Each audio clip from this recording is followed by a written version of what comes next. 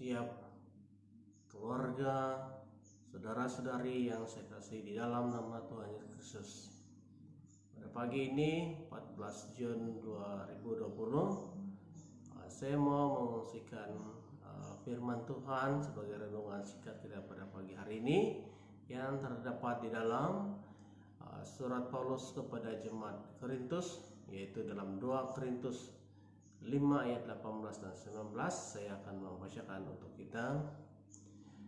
Dan semuanya ini dari Allah yang dengan perantaraan Kristus telah mendamaikan kita dengan dirinya, dan yang telah mempercayakan pelayanan pendamaian itu kepada kami. Sebab Allah mendamaikan dunia dengan dirinya oleh Kristus dengan tidak memperhitungkan pelanggaran mereka.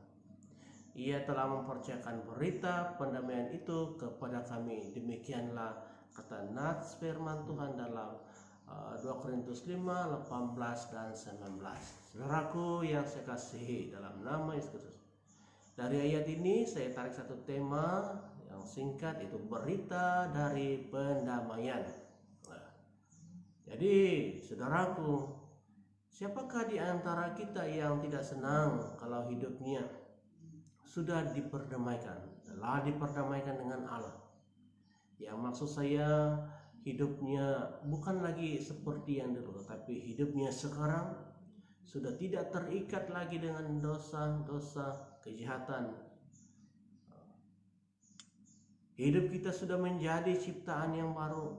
Hidup kita sekarang hanyalah yang menjadi kesukaan kita adalah hidup sesuai dengan kebenaran, sesuai dengan ajaran firman Tuhan. Demikianlah juga Rasul Paulus setelah dia bertobat dan ia mendapat panggilan daripada Tuhan. Setelah ia dapat panggilan daripada Tuhan, dia tidak pernah putus asa dalam pelayanan pemberitaan Injil. Walaupun Paulus diasak berkali-kali dengan tentangan dan cobaan yang boleh mengancam nyawanya sendiri, tetapi Paulus tetap setia kepada panggilan Allah di dalam kehidupannya. Itulah Rasul Paulus. Saudaraku, kalau kita lihat daripada ayat pembacaan firman Tuhan pada pagi hari ini, terdapat dua hal yang dinyatakan oleh Paulus terhadap panggilan Tuhan terhadapnya. Yaitu kalau kita lihat yang pertama, yaitu Allah telah mempercayakan pelayanan pendamaian.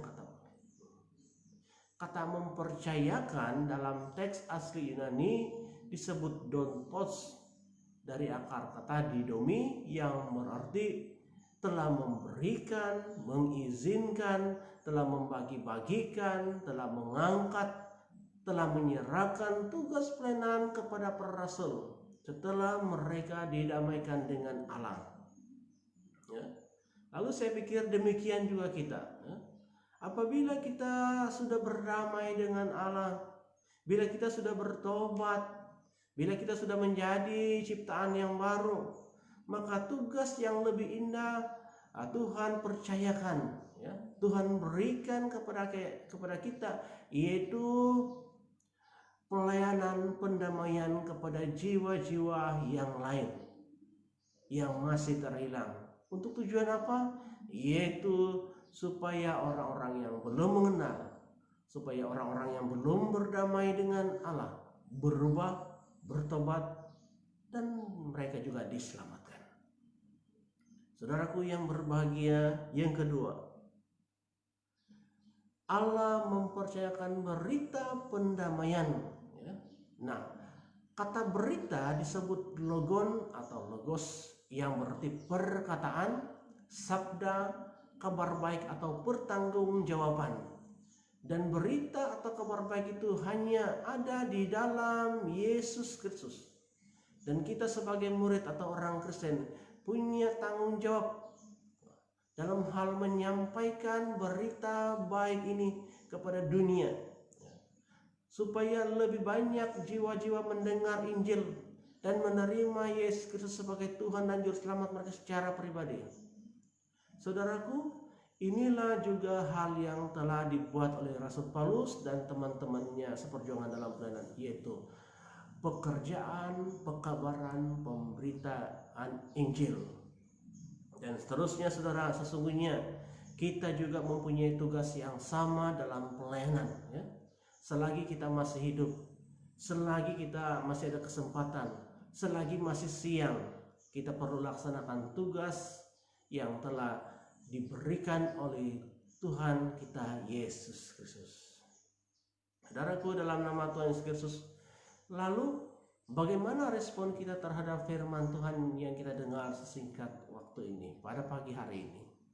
Yaitu mari kita bersyukur selalu kepada Tuhan. Mari kita bersama menyahut panggilan Tuhan terhadap kita, yang mana kita bersyukur karena Tuhan telah percayakan, karena kita telah dipercayakan dalam pelayanan dan berita tentang pendamaian itu. Berita tentang pendamaian kepada dunia yang hanya kita dapat di dalam Yesus Kristus.